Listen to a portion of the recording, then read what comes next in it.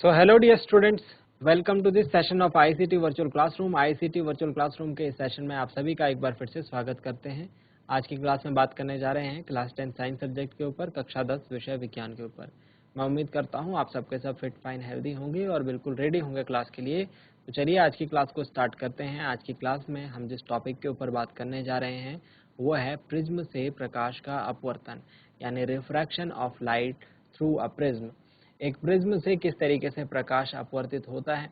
जब एक प्रिज्म पर श्वेत प्रकाश किरण पड़ती है तो उसके साथ क्या होता है, और उस चीज़ को, इस फिनोमेना को हम समझेंगे। इस फिनोमेना के बेसिस पर हम प्रीवियस ईयर पेपर में जो क्वेश्चंस, जो बातें पूछी गई हैं उनको भी मैं आपको बताऊंगा।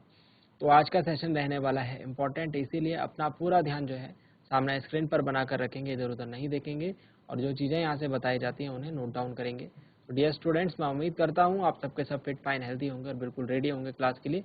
तो चलिए चलते हैं स्मार्ट बोर्ड की स्क्रीन पर और शुरू करते हैं आज की क्लास। चलिए dear students, heading put up करेंगे।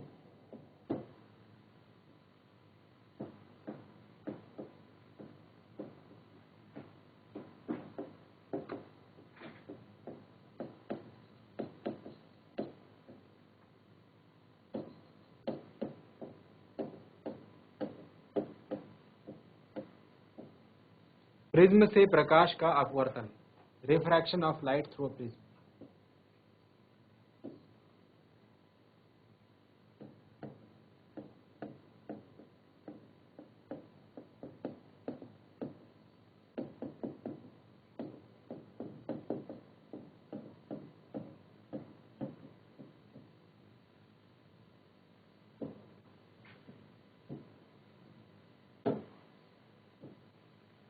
Refraction of light through prism।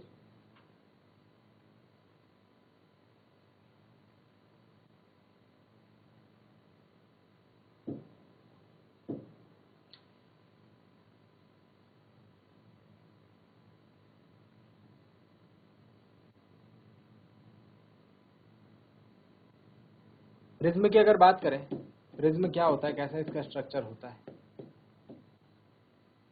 तो प्रिज्म में हमको देखने को मिलते हैं, प्रिज्म में हमको देखने मिलते हैं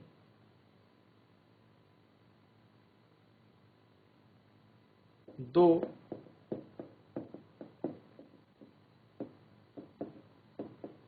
त्रिभुजाकार आधार,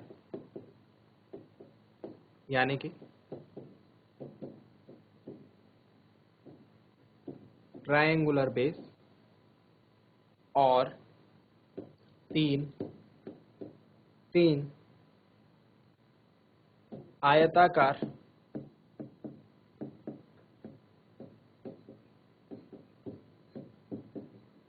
पार्श्वपृष्ठ,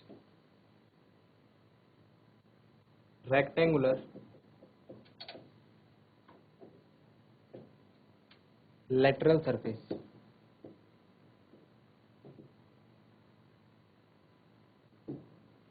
किस तरीके की संरचना होता है थोड़ा देखने की कोशिश करेंगे।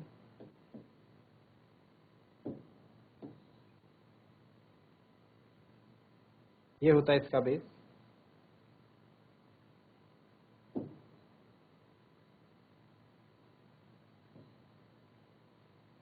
इसी तरीके का ये दूसरा बेस। अच्छा, इसमें आयताकार पृष्ठ देखना है इसका, एक तो ये वाला होता है,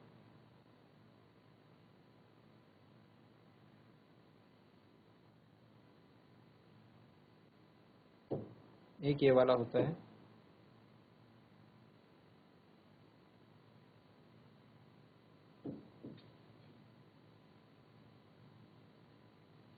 ठीक है। एक तो ये आयत हो गया, ये वाला,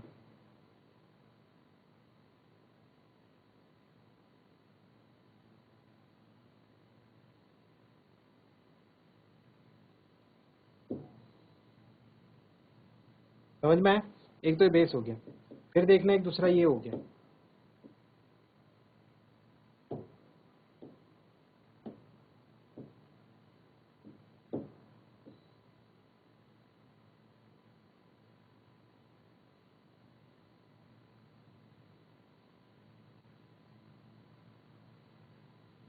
ठीक है। दूसरा रेक्टेंगल ये हो गया इस तरीके से, और तीसरा जो होगा इसके पीछे की तरफ होगा, इसको मैं ऐसे दिखाने की कोशिश कर रहा हूँ। ये देखो इधर की तरफ होगा, ठीक है, इधर की तरफ होगा, और ये इसका ऊपर वाली साइड हो गई, और ये इसके ऊपर वाले के सामने वाली साइड होगी। ठीक है, तो उम्मीद करता हूँ कि आपको समझ में आया होगा। ठीक है, तो इस तरीके से इसके 3 रेक्टेंगुलर फेसेस होते हैं और 2 बेस होते हैं, कौन से वाले? ट्राइंगुलर। ठीक है, तो आई होप यहाँ तक की जानकारी आपको जो है समझ में आई होगी।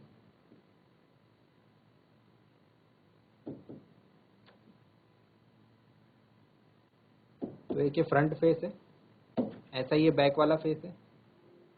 ठीक है, इधर की तरफ बात करें तो एक ये फेस है, और नीचे बात करें तो ये ग्राउंड वाला फेस है। ठीक है, समझ गए आप? इस तरीके से ये कहानी है यहाँ पर। तो ये हमारे पास एक प्रिज्म है। चलिए जल्दी से नोट डाउन करेंगे। ये एक प्रिज्म है, इस तरीके का होता है एक प्रिज्म।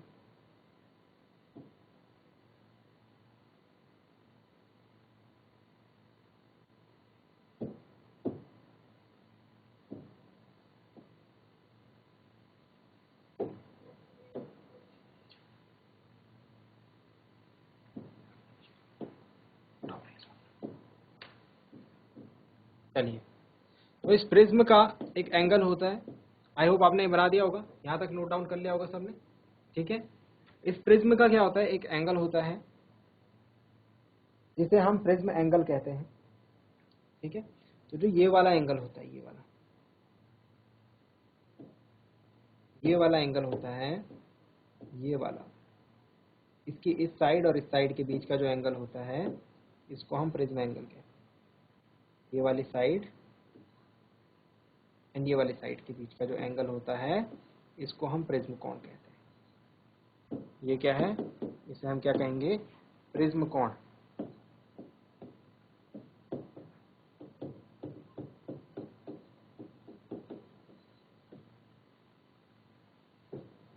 Prism angle. तो 2 लेटरल सरफेसेस के बीच का जो एंगल होता है, उसको हम क्या कहते हैं? प्रिज्म कोण कहते हैं, प्रिज्म एंगल कहते हैं। नोट डाउन करेंगे इन बातों को।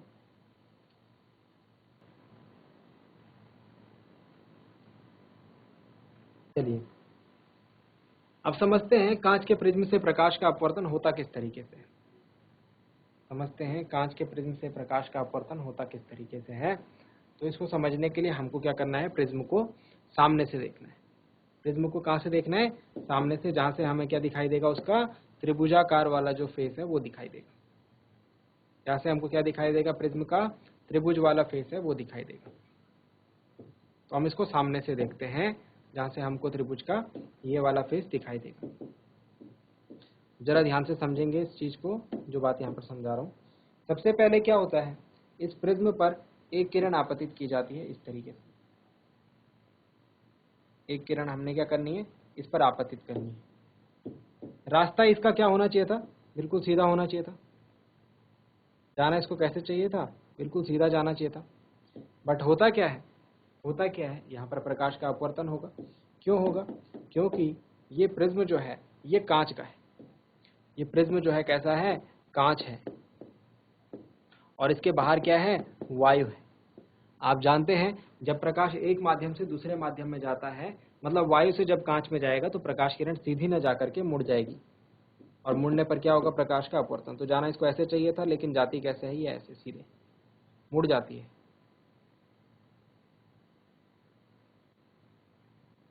ठीक हो गया? यहां तक की कहानी समझ में आ गई? जाना चाहिए था सीधा, पर जाती नहीं है सीधा, मुड़ जाती है। ठीक है, हम क्या करते हैं? यहाँ पर इस बिंदु पर एक अभिलंब खींचते हैं। आप जानते हैं इस तरीके से। अभिलंब क्या होता है? अभिलंब ये इस सतह पर क्या होगा? 90 डिग्री का एंगल बनाएगा। इस सरफेस पर क्या होगा? 90 डिग्री का एंगल बनाएगा। इसको थोड़ा सा और टिल्ट होना चाहिए, इस तरीके से होगा। ठीक है, इस तरीके से इसको होना चाहिए। तो ये वाला कोण है, अभिलंब के साथ जो ये किरण कोण बनाती है, आपतित किरण, इसको बोलते हैं एंगल ऑफ इंसिडेंस, आपतन का कोण। और जो अपवर्तित किरण है ये अभिलंब के साथ जो कोण बनाती है इसको बोलते हैं अपवर्तन का कोण, एंगल ऑफ रिफ्रैक्शन। ठीक है, यहाँ तक की कहानी समझ में आ गई? यहाँ तक की कहानी आई होप आपको समझ में आ गई होगी। इसके बाद फिर से देखिए, प्रकाश किरण किसमें? कांच में। अभी माध्यम क्या? कांच। और यहाँ से इसको बाहर जाना है। बाहर क्या है? वायु। एक बार फिर से इसका अपवर्तन होगा। माध्यम जैसे ही परिवर्तित होगा वैसे ही प्रकाश किरण का अपवर्तन होगा। एक बार फिर से ये जो होगी मुड़ेगी। तो जाना इसको कैसा चाहिए? बिल्कुल सीधा, लेकिन जाती है सीधा नहीं है, ऐसे मुड़ जाती है। सीधा ना जाकर के क्या हो जाएगी? मुड़ जाएगी। क्या ये बात आपके समझ में आई? क्या यहाँ तक की बात आपको समझ में आई? आई होप समझ में आई होगी।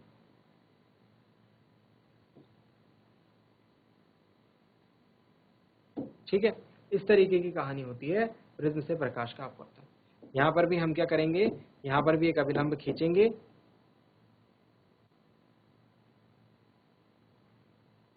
इस तरीके से।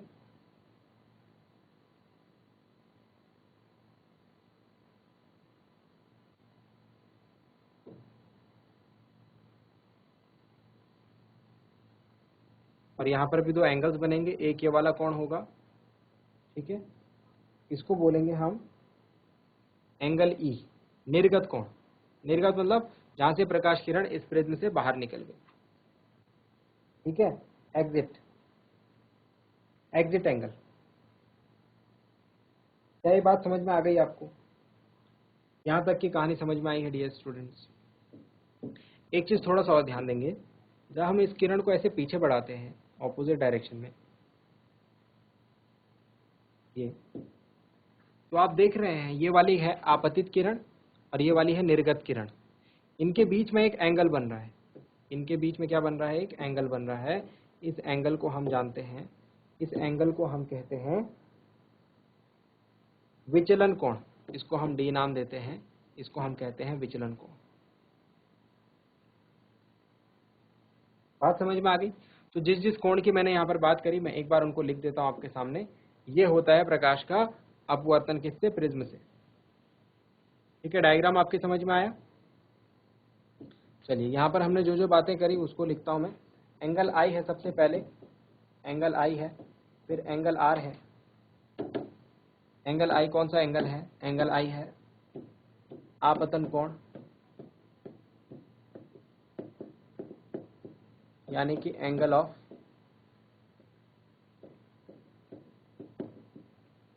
इंसिडेंस। एंगल आर है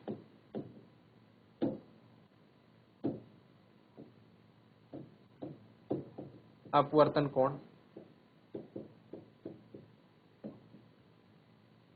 एंगल ऑफ रिफ्रैक्शन। ठीक है, दिख रहा है मैंने आपको आप मेंशन करा हुआ है आई और आर।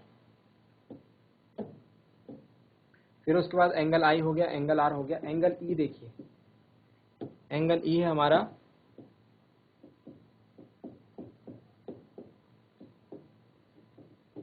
निर्गत कोण, और एंगल ई के बाद आता है एंगल डी जो है विचलन कोण, deviation angle, angle of deviation. Note down करेंगे इतनी बातों को, नोट डाउन करेंगे डियर स्टूडेंट्स।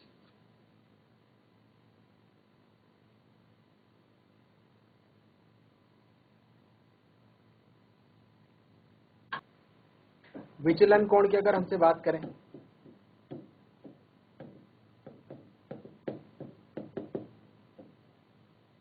डेविएशन एंगल की, तो ध्यान से देखें। जो आपतित किरण है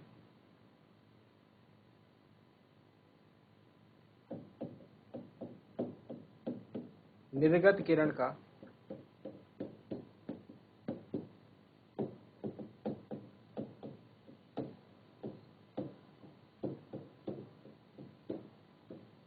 आपतित किरण की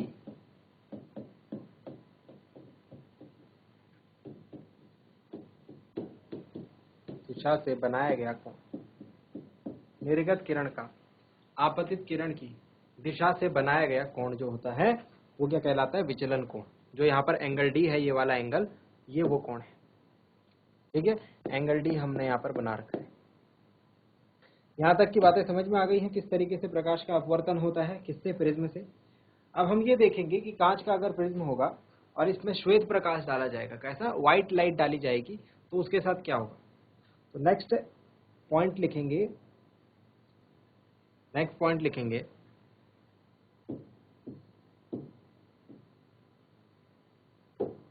डिस्पर्जन ऑफ लाइट।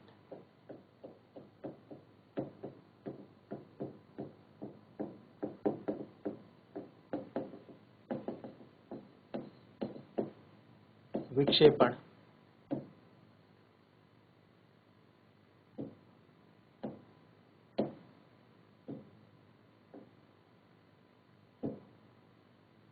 प्रकाश का विक्षेपण क्या होता है, समझेंगे इसे। जब किसी कांच के प्रिज्म पर श्वेत प्रकाश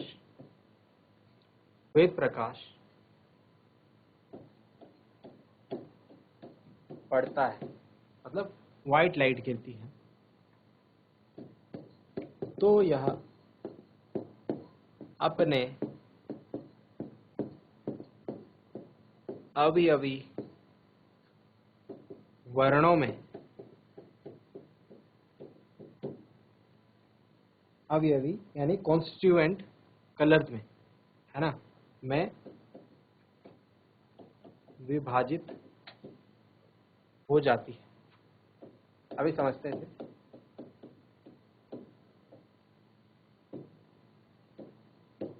इस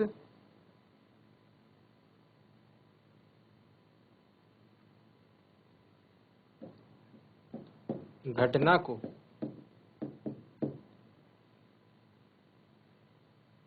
विक्षेपण कहते हैं।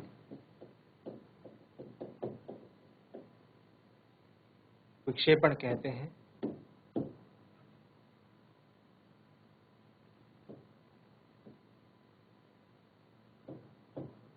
इंद्रधनुष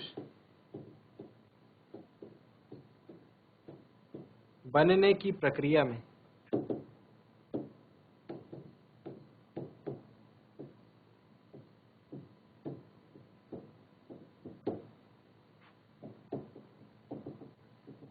विक्षेपण होता है। मतलब अगर आप विक्षेपण समझ गए तो आप ये समझ जाएंगे किस तरीके से इंद्रधनुष बनता है। नोट डाउन करेंगे इसे, फिर समझते हैं।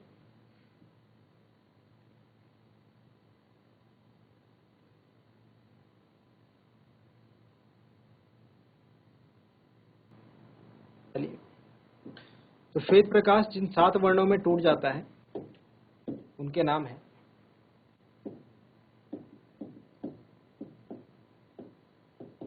श्वेत प्रकाश, व्हाइट लाइट जो है अपने 7 वर्णों में, अपने 7 वर्णों में मतलब इन्हीं 7 वर्णों से मिलकर ये प्रकाश बना होता है, श्वेत प्रकाश। विभक्त हो जाता है। ये 7 वर्ण क्रमानुसार है।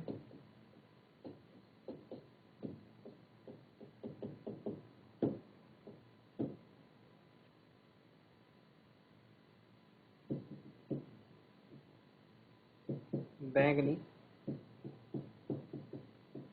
वायलेट, जामुनी, इंडिगो,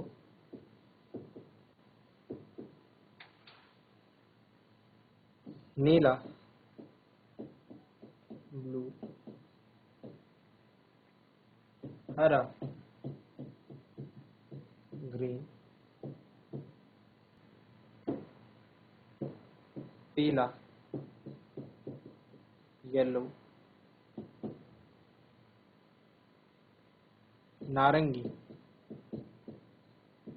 ऑरेंज और लाल।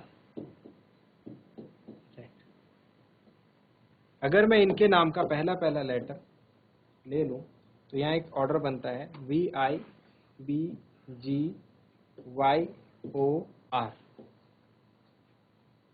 तो इसे हम इस ऑर्डर से भी याद रख सकते हैं।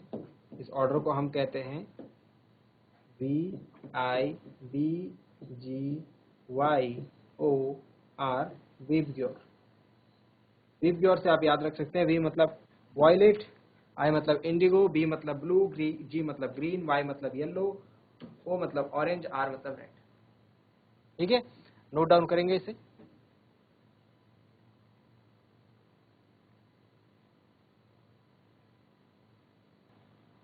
तो डियर स्टूडेंट्स, उम्मीद करते हैं आज की क्लास में आपको जो बातें बताई गई वो आपकी समझ में आई होंगी, इंटरेस्टिंग लगी होंगी और साथ ही साथ आपने उन्हें नोट डाउन भी किया होगा। ये भी उम्मीद करता हूँ घर से आप इन चीज़ों को एक बार रिवाइज करके जरूर लाएंगे। मिलते हैं अगली क्लास में ऐसे ही किसी इंपॉर्टेंट और इंटरेस्टिंग टॉपिक के साथ। क्लास से जुड़ने के लिए आप सभी का बहुत बहुत धन्यवाद। Thank you very much and have a nice day.